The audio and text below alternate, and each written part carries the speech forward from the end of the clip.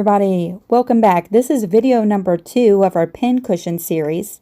Today we're going to be making 2 different sizes of quilted crosshatch Hexie pin cushions. One is 4 inches and this one here is 6 inches. I do have a template.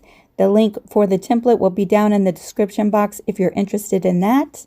We're going to walk you step by step, and I'm even going to add some seed beads to the smaller one today. So let's go ahead and get started. We're going to move over to the iron. The very first thing I'm going to do for these 2 pin cushions is just stabilize the back of the fabric with some freezer paper. Freezer paper can be used over and over again, so I just keep these 2 scraps handy. And with a hot iron, I just fuse it right to the back side of my fabric. Then we're going to move over to the light pad. Because I'm using printed fabric for my pin cushions, it's much easier to use a light pad to see through the fabric, to see my design. We're going to be tracing each one of these Hexie designs with these heat erasing pens. Freezer paper helps just keep that fabric nice and workable. I'm going to go through with a straight edge ruler and just trace that cross hatching design on each one of my pieces of fabric for my pin cushions.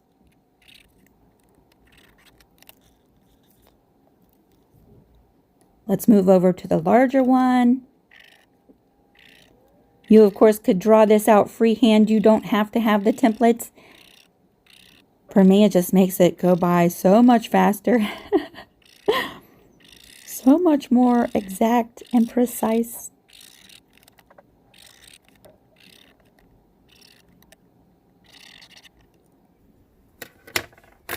Once you have your pattern traced out on your fabric, we're ready to move over to the cutting table, and I'm going to remove the freezer paper. Just grab some scrap batting. Today I'm using a thin 80/20 batting. I'm just going to cut the batting a little bit bigger than my piece of fabric with my Hexie design on it.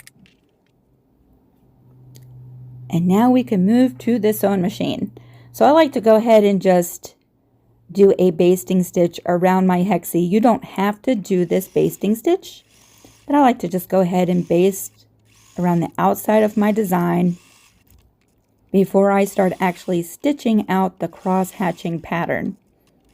Just using a straight stitch, the lines help you stay nice and straight. And I'm going to go through and make sure that each one of my lines is stitched. Along with a straight stitch, imagine all of the different decorative stitches that you could do. That would be so, so pretty. Just going to go through, double check that I haven't missed any of my lines. Look how pretty it is from the back side. Oh, that's so quilty. It's so quilty. I'm going to repeat the process on the other one, and then we're going to meet back at the cutting table. And now that both of my Hexies are cross-hatched, I'm going to go ahead and trim away all of the extra fabric and batting away from my Hexie, leaving a 1/4 inch beyond my Hexie design.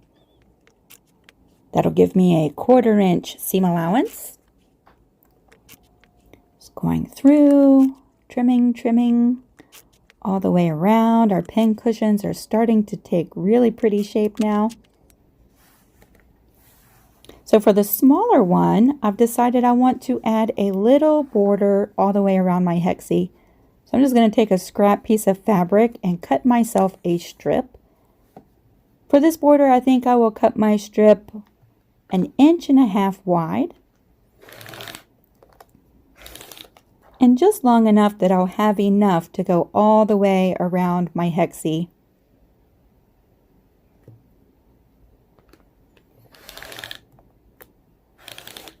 Once I have my strip, I'm going to go back to the sewing machine with a 1/4 inch seam allowance. I'm just going to attach the border to each side. I'm going to start on the first side To make it quicker today, I'm just eyeballing it. I'll finger press open my strip, do a rough cut, trim away the extra, and keep on going from side to side, adding the border all the way around. You could, in between each section that you're adding, go ahead and press that if you wanted to, and use a rotary cutter and a straight edge ruler to trim away your strips. I'm just doing it, eyeballing it as I go.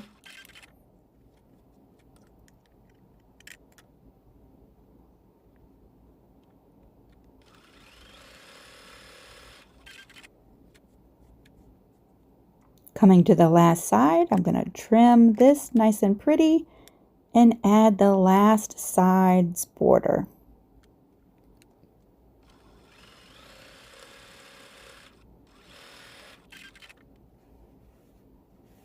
Now at this point, I'll bring it over to the iron and I'll give all of my seams a good press.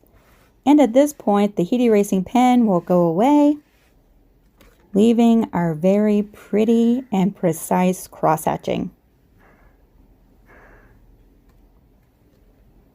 Ooh, that's going to be so pretty.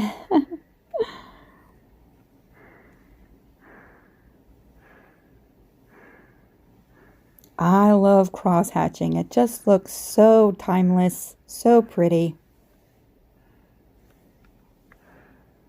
Once you have this all nice and pressed flat, we're going to go ahead and trim away all the extra bits. I'm going to use my ruler and trim away everything that hangs over the 1-inch mark. Rotating the hexie around and around as we trim the border. For the smaller one, even though I am not really that great or that fast at handwork, I thought it would be adorable to add some seed beads. So I'm going to thread a needle and walk you through part of the process of just adding some seed beads. I'm going to try to make this quick, although I'm not quick at all. Coming in from the back, just using a needle that is small enough to go through the hole in the seed beads. For the first bead I'm adding, I'm just going to tie a double knot on the back side. And everywhere where my stitch lines make an X, where they cross each other, I'm just adding a seed bead. This, of course, is optional. You don't have to do this, but I thought it would just be adorable. Traveling on the back from section to section, and every once in a while I will secure those beads with a double knot, just making sure everything stays nice and tight. We don't want any loose beads on the front.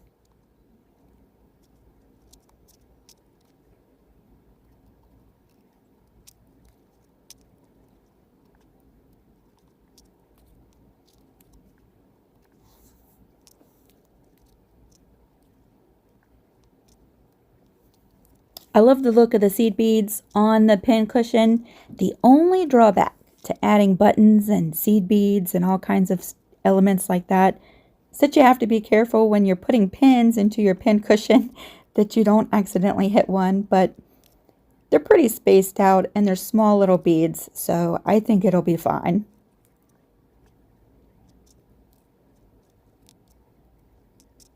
Now I'm about halfway done. I think you get the idea of how I'm adding the seed beads. I'm going to go ahead and just tie a knot here, rethread my needle, and continue on off camera.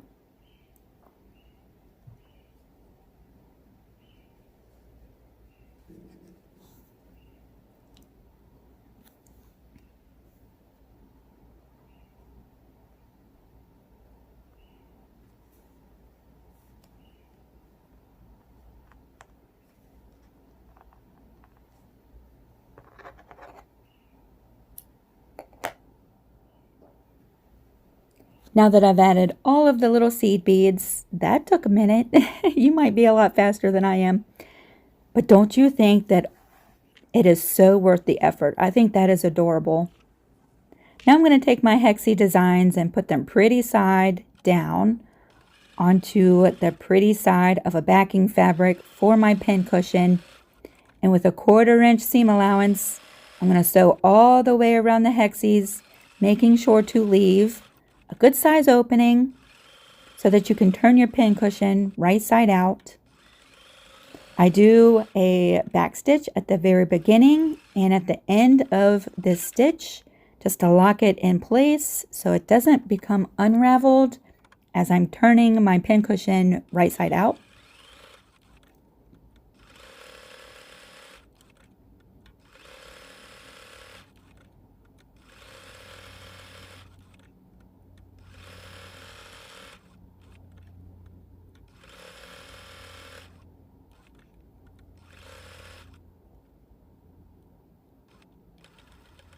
Once you've added the backing fabric, you can go ahead and trim all the way around, right up to your hexie design, leaving a 1/4 inch seam allowance.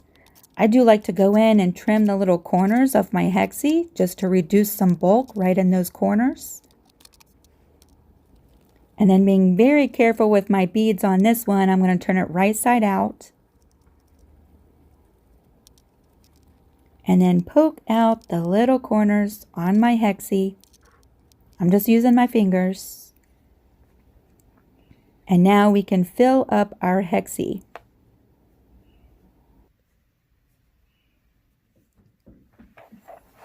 So now we can go ahead and begin filling our pin cushions. I've already done the 6 inch. Isn't that pretty? I love that cross hatching. It's so pretty and quilty. Today I'm going to be using crushed walnuts. I'm actually using some of Harlan's that he got from Harbor Freight. You can buy it in a great big 25-pound box. I'm using the fine grit crushed walnut shells for these 2 pin cushions. I'm just going to use a funnel and pour some in the smaller one.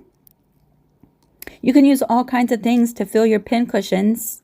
In video 1, towards the end of the video, I listed off a bunch of different things you could use to fill your pin cushions. And there was a comment that I thought was really interesting on that video. Someone said that you could use hair to fill pin cushions and that it actually sharpens your needles. I did not know that. That's pretty cool though. You learn something new every day. So once you have filled your pin cushion, go ahead and sew the opening shut with a needle and thread. And there you go. Isn't that just so pretty? Oh my goodness, I love the addition of the seed beads. The walnut shells give the pin cushion such a nice feeling to it. And it's got a really nice weight to it. It's not going to be moving around on your cutting table whatsoever, or even next to your sewing machine.